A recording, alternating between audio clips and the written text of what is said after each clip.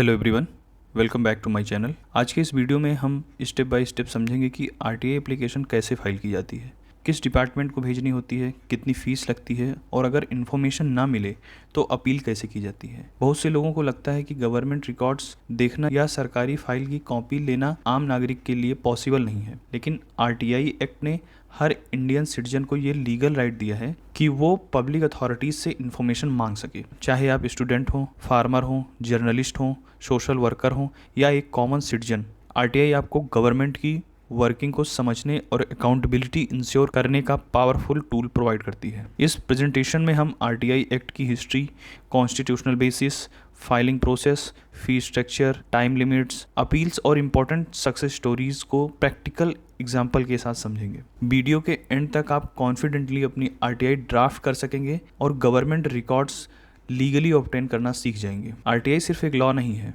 बल्कि सिटीजन्स को एम्पावर्ड बनाने वाला एक डेमोक्रेटिक टूल है। कई बार हम देखते हैं कि विलेज डेवलपमेंट वर्क्स कंप्लीट नहीं होते, पेंशन डिले हो जाती है, राशन डिस्ट्रीब्यूशन में इरेगुलरिटीज होती हैं या पब्लिक फंड्स का मिसयूज होने की शिकायत आती है। ऐसी सिचुएशन में आरटीआई बहुत यूजफुल साबित होता है। आरटीआई के थ्रू आप किसी भी पब्लिक अथॉरिटी से official records, expenditure detail, beneficiary list और सैंक्शन प्रोजेक्ट की इन्फॉर्मेशन मांग सकते हैं। फॉर एग्जांपल, अगर आपके गांव में रोड कंस्ट्रक्शन के लिए 20 लाख रुपए सैंक्शन हुए हैं तो आरटीआई के थ्रू आप work order, contractor details, measurement books और पेमेंट रिकॉर्ड्स की सर्टिफाइड कॉपीज मांग सकते हैं। जब गवर्नमेंट ऑफिसर को पता होता है कि सिटीजन्स आरटीआई फाइल कर सकते हैं तो ट्रांसपेरेंसी और अकाउंटेबिलिटी ऑटोमेटिकली इम्प्रूव होती है। इसीलिए आरटीआई की बेसिक नॉलेज हर सिटीजन के पास होनी चाहिए, क्योंकि इन्फॉर्म्ड सिटीजन्स ही स्ट्रॉन्ग डेमोक्रेसी की फाउंडेशन होते हैं। सबसे पहले ये समझना जरूरी है कि आरटीआई यानी राइट टू इन्फॉर्मेशन असल में है क्या। आरटीआई एक्ट 2005 हर इंडियन सिटीजन को ये अधिकार देता है कि वो गवर्नमेंट डिपार्टमेंट्स और पब्लिक अथॉरिटीज से इन्फॉर्मेशन मांग सकते हैं। इन्फॉर्मेशन का मतलब सिर्फ एक सिंपल जवाब नहीं होता, इसमें records, documents, reports, circulars, file noting, contracts, tenders, emails और ऑफिशियल कॉरेस्पॉन्डेंस भी शामिल हो सकते हैं।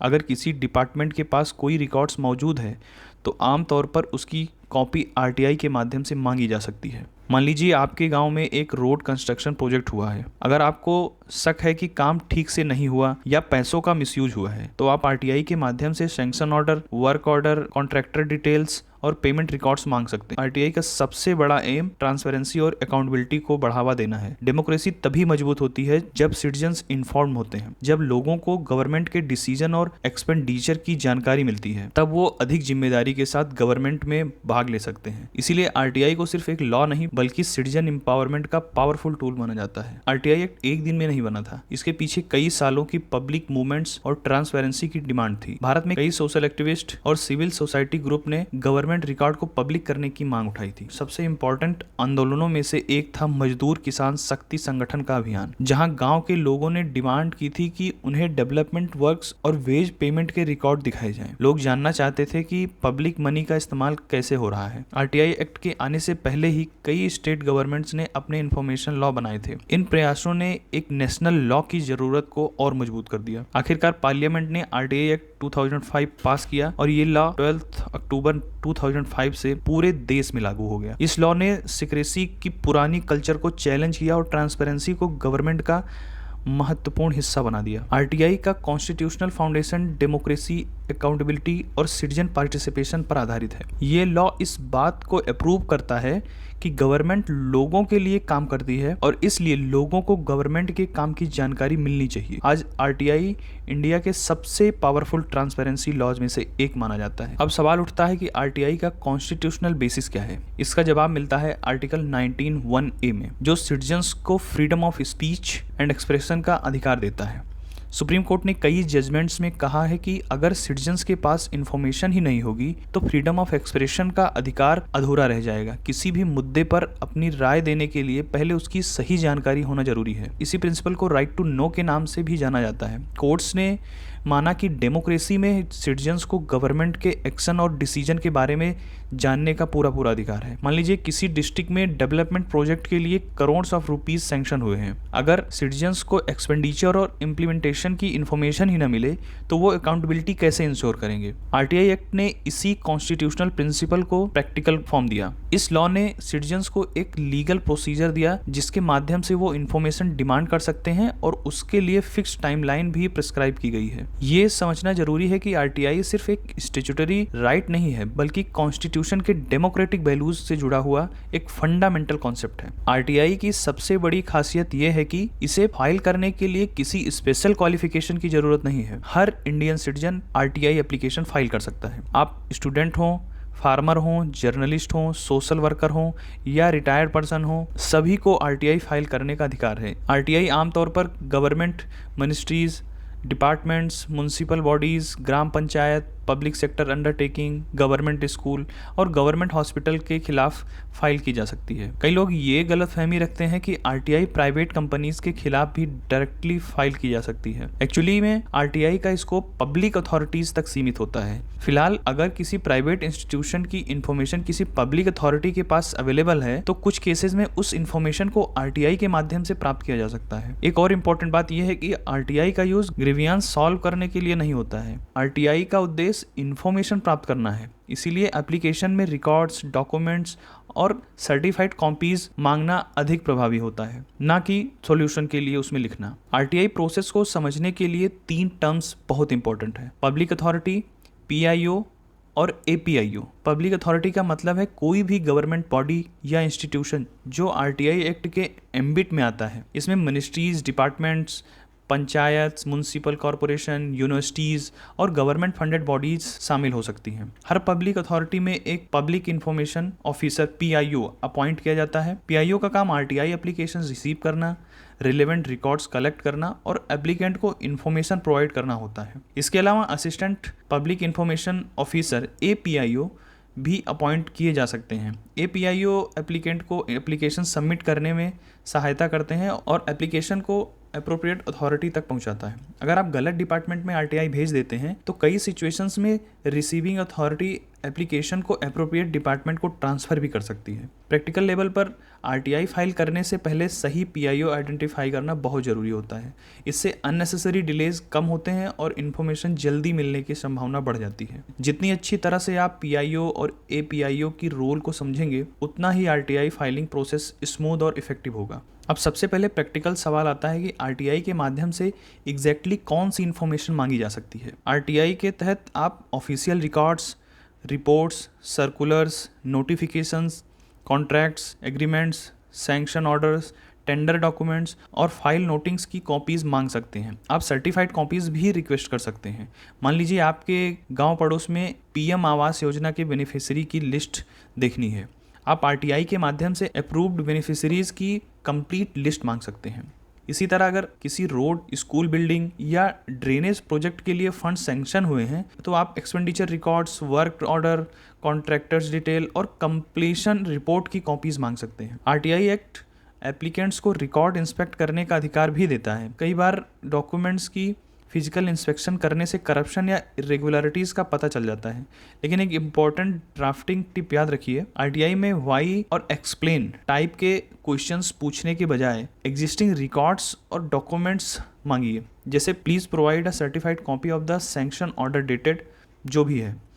इस तरह की ड्राफ्टिंग ज़्यादा इफेक्टिव होती है और इन्फॉर्मेशन मिलने की संभावना काफ़ी हद तक बढ़ जाती है। यही प्रैक्टिकल अप्रोच एक सक्सेसफुल आरटीआई एप्लीकेंट की पहचान होती है। सो आरटीआई एक ट्रांसपेरेंसी को प्रमोट करता है, लेकिन इसका मतलब ये नहीं कि हर इन्फॉर्मेशन पब्लिक को दी जा सकती है। आरटीआई एक्ट का सेक्शन 8 कुछ स्पेसिफिक एग्जम्पशंस प्रोवाइड करता है। For example, national security, defence matters, intelligence agencies की सेंसिटिव इन्फॉर्मेशन और ऐसी जानकारी जो इंडिया की सॉवरेनिटी और इंटीग्रिटी को अफेक्ट कर सकती हो, आमतौर पर डिस्क्लोज नहीं की जाती।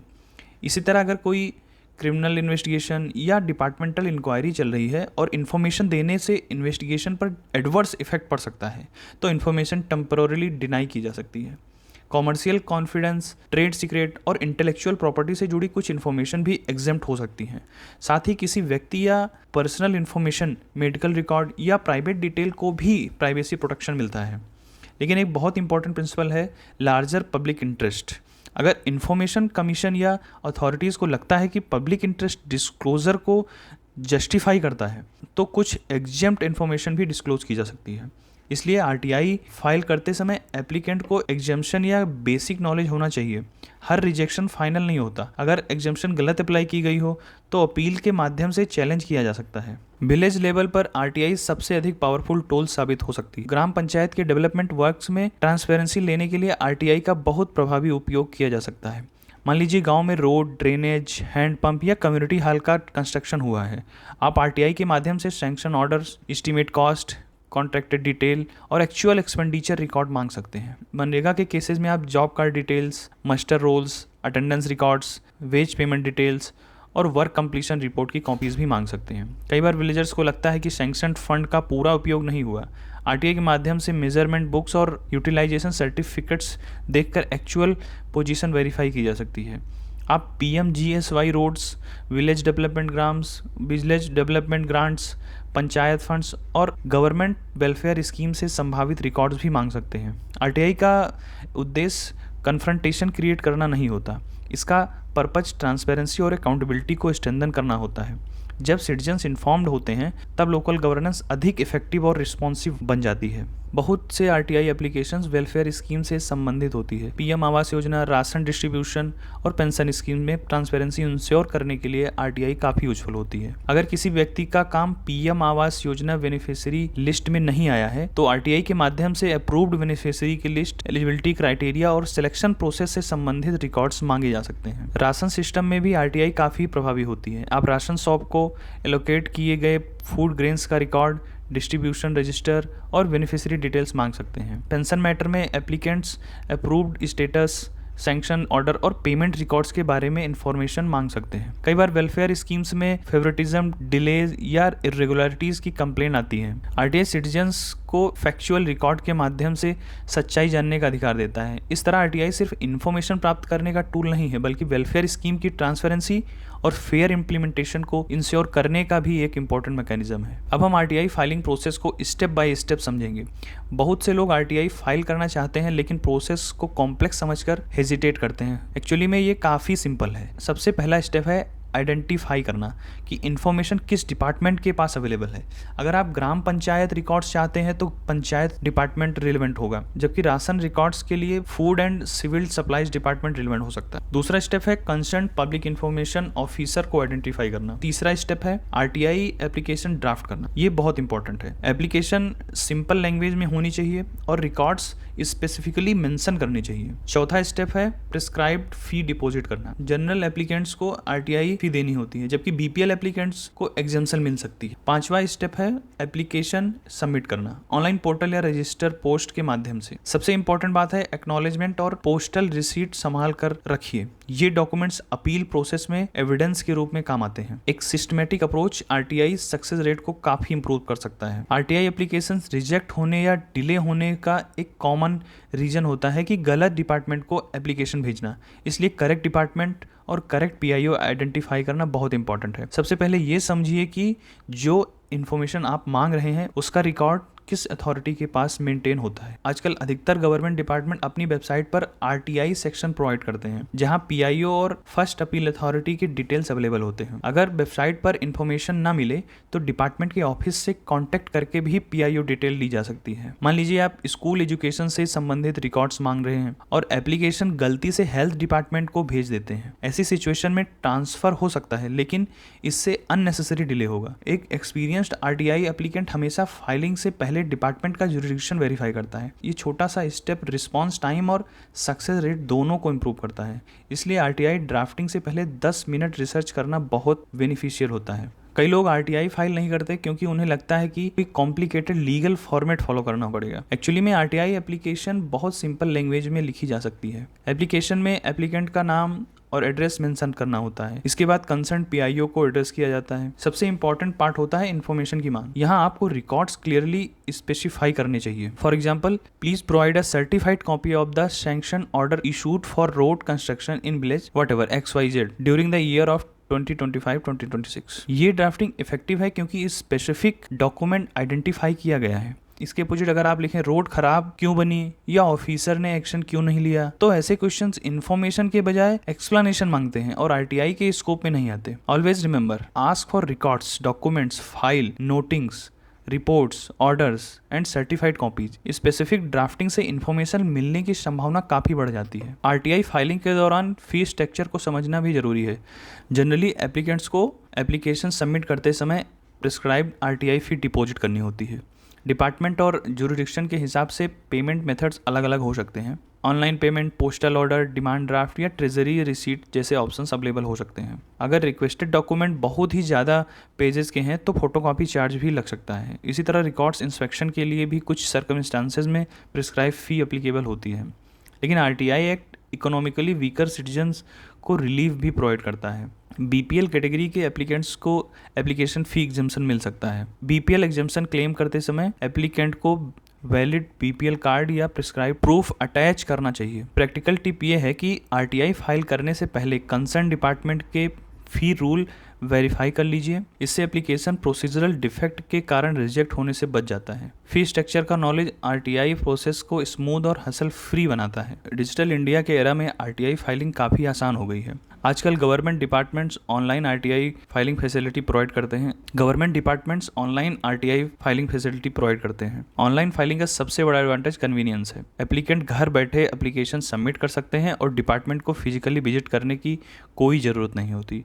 प्रोसेस आमतौर पर रजिस्ट्रेशन से शुरू होता है। उसके बाद एप्लीकेंट कंसर्न डिपार्टमेंट सेलेक्ट करता है और आरटीआई एप्लीकेशन अपलोड करके सबमिट कर देता है। एप्लीकेशन फी भी डिजिटल मोड में डिपॉजिट हो जाती है। पेमेंट कंप्लीट होने के बाद एक्नॉलेजमेंट नंबर जनरेट होता है। ये एक्नॉलेजमेंट नंबर बहुत ही इंपॉर्टेंट होता है क्योंकि इसी के माध्यम से एप्लीकेशन स्टेटस ट्रैक किया जा सकता है। ऑनलाइन फाइलिंग में एक कॉमन मिस्टेक गलत डिपार्टमेंट सेलेक्ट करना होती है, इसीलिए सबमिशन से पहले डिपार्टमेंट डिटेल केयरफुल्ली वेरीफाई करनी चाहिए। अगर ऑनलाइन आरटीआई सही तरीके से फाइल की जाए तो ट्रैकिंग और रिकॉर्ड मैनेजमेंट दोनों काफ़ी कन्वीनियंट हो जाते हैं। इसीलिए बिगनर्स के लिए भी ऑनलाइन आरटीआई फाइलिंग एक एक्सीलेंट ऑप्शन होता है। बहुत से लोग ऑनलाइन आरटीआई फाइल करते हैं, लेकिन ऑफलाइन आरटीआई फाइल आज भी एक इक्वल इफेक्टिव मेथड है। खासकर रूरल एरिया में रजिस्टर्ड पोस्ट के माध्यम से भी आरटीआई भेजना सबसे प्रैक्टिकल ऑप्शन होता है। ऑफलाइन आरटीआई फाइल करने के लिए सबसे पहले एप्लीकेशन ड्राफ्ट कीजिए और उसे कंसर्न पब्लिक इंफॉर्मेशन ऑफिसर यानी पीआईओ को एड्रेस कीजिए।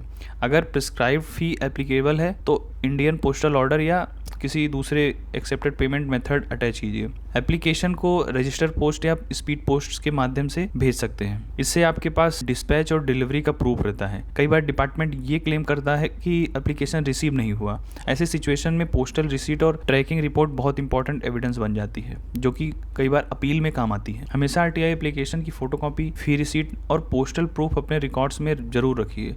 अपील फाइल करते समय ये डॉक्यूमेंट काफ़ी यूजफुल होते हैं। प्रैक्टिकल एडवाइस ये है कि आरटीआई फाइलिंग को एक लीगल प्रोसेस की तरह ट्रीट करिए। प्रॉपर डॉक्यूमेंटेशन और रिकॉर्ड कीपिंग से आपका केस स्ट्रांग बनता है और फ्यूचर डिस्प्यूट से बचाव होता है। आरटीआई एक्ट के सबसे इंपॉर्टेंट स्ट्रेंथ में से एक है इसके फिक्स टाइमलाइंस। लॉ डिपार्टमेंट्स को इंडेफिनिट डिले करने की परमिशन नहीं देता। जनरल रूल के अनुसार पीआईओ को आरटीआई एप्लीकेशन रिसीव होने के 30 दिन के अंदर इंफॉर्मेशन प्रोवाइड करनी होती है या लीगली वैलिड रिप्लाई देना होता है। लेकिन आरटीआई एक्ट में एक स्पेशल प्रोविजन भी होता है जो लाइफ एंड लिबर्टी क्लॉज के नाम से जाना जाता है। अगर रिक्वेस्टेड इन्फॉर्मेशन किसी पर्सन के लाइफ और लिबर्टी से डायरेक्टली जुड़ी हो तो इन्फॉर्मेशन 48 आवर्स के अंदर प्रोवाइड की जा सकती है। For example, illegal detention, custodial matters या सीरियस थ्रेट्स से रिलेटेड सिचुएशन में एप्लीकेंट अर्जेंट डिस्क्लोजर की डिमांड कर सकता है। एप्लीकेंट्स को एप्लीकेशन सबमिट करते ही डेट नोट कर ले लीजिए।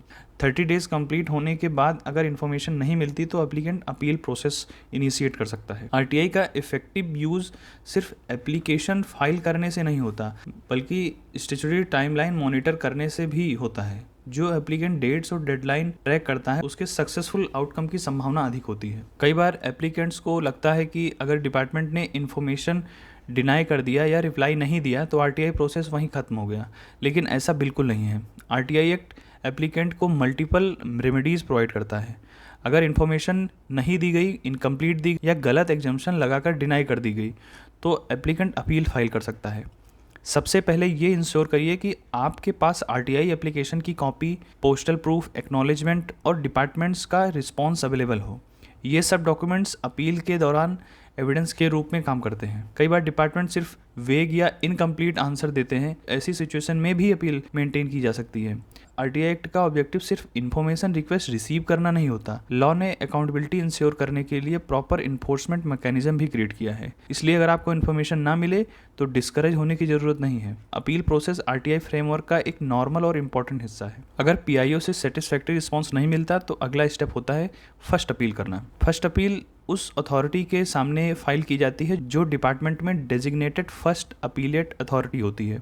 अपील में आपको ये बताना होता है कि इन्फॉर्मेशन क्यों नहीं मिला है या रिप्लाई क्यों अनसेटिस्फैक्ट्री है। अपील के साथ आरटीआई एप्लीकेशन की कॉपी, एक्नॉलेजमेंट और रिसीव्ड रिप्लाई अटैच करना होता है। अगर फर्स्ट अपील के बाद भी सेटिस्फैक्ट्री रिलीफ नहीं मिलता तो अप्लीकेंट सेकेंड अपील फाइल कर सकता है। ये अपील स्टेट इन्फॉर्मेशन कमीशन या सेंट्रल इन्फॉर्मेशन कमीशन के सामने फाइल की जाती है, depending upon the authorities involved. Appeal drafting factual और कंसाइज होनी चाहिए। इमोशनल आर्गूमेंट के बजाय लीगल ग्राउंड्स और डॉक्यूमेंट्री एविडेंस पर फोकस करना ज़्यादा इफेक्टिव होता है। आरटीआई सिस्टम में अपील्स एक पावरफुल मैकेनिज्म है जो डिपार्टमेंट्स को अकाउंटेबल बनाते हैं और सिटीजन्स के इन्फॉर्मेशन राइट को प्रोटेक्ट करते हैं। आरटीआई फ्रेमवर्क में इन्फॉर्मेशन कमीशन का रोल बहुत ही इंपॉर्टेंट है। ये बॉडीज आरटीआई डिस्प्यूट्स और अपील्स को डिसाइड करने के लिए इस्टेब्लिश की गई हैं। अगर मैटर किसी स्टेट गवर्नमेंट अथॉरिटी से रिलेटेड है तो appeal generally state information commission के सामने जाती है। अगर मैटर सेंट्रल गवर्नमेंट अथॉरिटी से संबंधित है तो सेंट्रल इन्फॉर्मेशन कमीशन के जुरिडिक्शन में एक्सरसाइज करता है। इन्फॉर्मेशन कमीशन अपील्स और कंप्लेंट्स दोनों सुन सकते हैं। हियरिंग के दौरान एप्लीकेंट और डिपार्टमेंट दोनों को अपना स्टैंड प्रेजेंट करने का अवसर मिलता है। कमीशन रिकॉर्ड्स एग्जामिन कर सकता है और अगर इन्फॉर्मेशन रॉन्गफुली डिनाई की गई है तो डिस्क्लोजर डायरेक्ट कर सकता है। इन बॉडीज़ का प्राइमरी ऑब्जेक्टिव ट्रांसपेरेंसी और अकाउंटेबिलिटी को स्ट्रेंथन करना है। आरटीआई लॉ तभी इफेक्टिव बन सकता है जब उसके इम्प्लीमेंटेशन के लिए इंडिपेंडेंट एजुडिकेटिंग इंस्टीट्यूशन मौजूद हो। इसीलिए इन्फॉर्मेशन कमीशन को आरटीआई सिस्टम का बैकबोन भी कहा जाता है। आरटीआई एक्ट सिर्फ इन्फॉर्मेशन प्रोवाइड करने का लॉ नहीं है बल्कि अकाउंटेबिलिटी इंश्योर करने के लिए भी एक मैकेनिज्म है। अगर पीआईओ बिना रीजनेबल कॉज के इन्फॉर्मेशन डिनाई करता है, अननेसेसरी डिले करता है या इनकरेक्ट इन्फॉर्मेशन प्रोवाइड करता है तो इन्फॉर्मेशन कमीशन उसके कंडक्ट का एग्जामिनेशन कर सकती है। लॉ में पेनल्टी प्रोविजंस भी मौजूद हैं जिसका ऑब्जेक्टिव ऑफिसर्स को आरटीआई ऑब्लिगेशन का इम्प्लीमेंटेशन करने के लिए इंकरेज करना है। कई सिचुएशंस में एप्लीकेंट को इनकन्वीनियंस या लॉस हुआ तो कमीशन अप्रोप्रिएट रिलीफ के इश्यूज को भी कंसीडर कर सकता है। लेकिन एप्लीकेंट्स को याद रखना चाहिए कि पेनल्टी ऑटोमेटिक नहीं होती। कमीशन फैक्ट्स और सर्कमस्टांसेस को एवेलुएट करके डिसीजन लेता है। पेनल्टी प्रोविजंस का सबसे बड़ा बेनिफिट ये है कि डिपार्टमेंट्स आरटीआई रिक्वेस्ट को सीरियसली लेना शुरू करते हैं। जब अकाउंटेबिलिटी होती है, ट्रांसपेरेंसी भी नेचुरली इंप्रूव होती है। इसी वजह से आरटीआई को दुनिया के सबसे इफेक्टिव ट्रांसपेरेंसी लॉ में से एक माना जाता है। देश भर में लाखों सिटीजन्स ने आरटीआई का यूज़ करके करप्शन, डिलेज और एडमिनिस्ट्रेटिव इरेगुलरिटीज़ को एक्सपोज किया है। Village development projects, welfare schemes, public distribution system और इंफ्रास्ट्रक्चर प्रोजेक्ट में आरटीआई के माध्यम से कई इंपॉर्टेंट रिकॉर्ड्स पब्लिक डोमेन में आए हैं। जुडिशरी का भी ट्रांसपेरेंसी के प्रिंसिपल को स्ट्रेंथन करने में इंपॉर्टेंट रोल है। कोर्ट ने बार बार एम्फेसाइज किया है कि डेमोक्रेसी इन्फॉर्म्ड सिटीजन्स पर डिपेंड करती है। आरटीआई के माध्यम से सिटीजन्स ने फेक बेनिफिशरीज आइडेंटिफाई किए, डिलेड प्रोजेक्ट की मॉनिटरिंग की और पब्लिक एक्सपेंडिचर का ऑडिट करने में मदद की। सबसे बड़ा लेसन ये है कि आरटीआई एक प्रैक्टिकल टूल है। जब रिस्पॉन्सिबल सिटीजन्स इसका यूज करते हैं तब गवर्नेंस में पॉजिटिव चेंज लाना संभव हो जाता है। इसलिए आरटीआई को सिर्फ लीगल राइट की तरह नहीं बल्कि पार्टिसिपेटरी डेमोक्रेसी के इंस्ट्रूमेंट के रूप में देखते हैं। बहुत सी आरटीआई एप्लीकेशन ड्राफ्टिंग मिस्टेक के कारण वीक हो जाती है। सबसे कॉमन मिस्टेक होती है वाई और एक्सप्लेन टाइप क्वेश्चंस पूछना। आरटीआई रिकॉर्ड्स और डॉक्यूमेंट्स के लिए है, एक्सप्लेनेशन के लिए नहीं। इसलिए हमेशा certified copies, reports, file notings और ऑर्डर मांगिए। दूसरी कॉमन मिस्टेक वेग ड्राफ्टिंग है। अगर आप स्पेसिफिक डेट, स्कीम नेम्स और डॉक्यूमेंट डिस्क्रिप्शंस मेंशन करेंगे तो इन्फॉर्मेशन मिलने की संभावना बढ़ जाती है। एप्लीकेशन को अननेसेसरी लेंदी बनाने की जरूरत नहीं है। क्लियर और कंसाइज ड्राफ्टिंग ज़्यादा इफेक्टिव होती है। एक्नॉलेजमेंट, रिसीट और पोस्टल रिकॉर्ड्स प्रिजर्व करना भी बहुत इंपॉर्टेंट है। अपील के दौरान यही डॉक्यूमेंट्स आपके स्ट्रॉन्गेस्ट एविडेंस बनते हैं। एक सक्सेसफुल आरटीआई एप्लीकेंट वही होता है जो ड्राफ्टिंग, डॉक्यूमेंटेशन और टाइमलाइंस तीनों पर इक्वल अटेंशन देता है। अगर आप इन बेसिक प्रिंसिपल को फॉलो करते हैं तो आरटीआई फाइलिंग काफ़ी स्मूथ और रिजल्ट ओरिएंटेड हो सकती है। सो फ्रेंड्स, आज हमने आरटीआई एक्ट 2005 को डिटेल में समझा। हमने देखा कि आरटीआई क्या है, कौन फाइल कर सकता है, कौन सी इन्फॉर्मेशन मांगी जा सकती है और अगर इन्फॉर्मेशन ना मिले तो अपील कैसे की जा सकती है। सबसे इम्पॉर्टेंट बात यह है कि आरटीआई सिर्फ लॉयर या एक्टिविस्ट के लिए नहीं होती, ये हर इंडियन सिटीजन के लिए अवेलेबल एक पावरफुल डेमोक्रेटिक टूल है। जब सिटीजन इन्फॉर्म्ड होते हैं तब ट्रांसपेरेंसी बढ़ जाती है, जब ट्रांसपेरेंसी बढ़ती है तब अकाउंटेबिलिटी इंप्रूव होती है और जब अकाउंटेबिलिटी इंप्रूव होती है तब गवर्नमेंट भी बेहतर होती है। आरटीआई का यूज़ हमेशा रिस्पॉन्सिबली और पब्लिक इंटरेस्ट में किया जाना चाहिए। इसका ऑब्जेक्टिव हैरेसमेंट नहीं बल्कि ट्रांसपेरेंसी और गुड गवर्नेंस को स्ट्रेंथन करना है। अगर आपको यह प्रेजेंटेशन यूज़फुल लगा तो इस नॉलेज को अपने फ्रेंड्स, स्टूडेंट्स, विलेजर और सोशल ग्रुप के साथ जरूर शेयर कीजिए। जितने अधिक लोग आरटीआई के बारे में समझेंगे, जानेंगे, उतना ही स्ट्रॉन्ग और ट्रांसपेरेंट डेमोक्रेसी बनेगी। That's it for today. Thank you so much for watching this video. Please give your valuable feedback and do subscribe my channel. Thank you.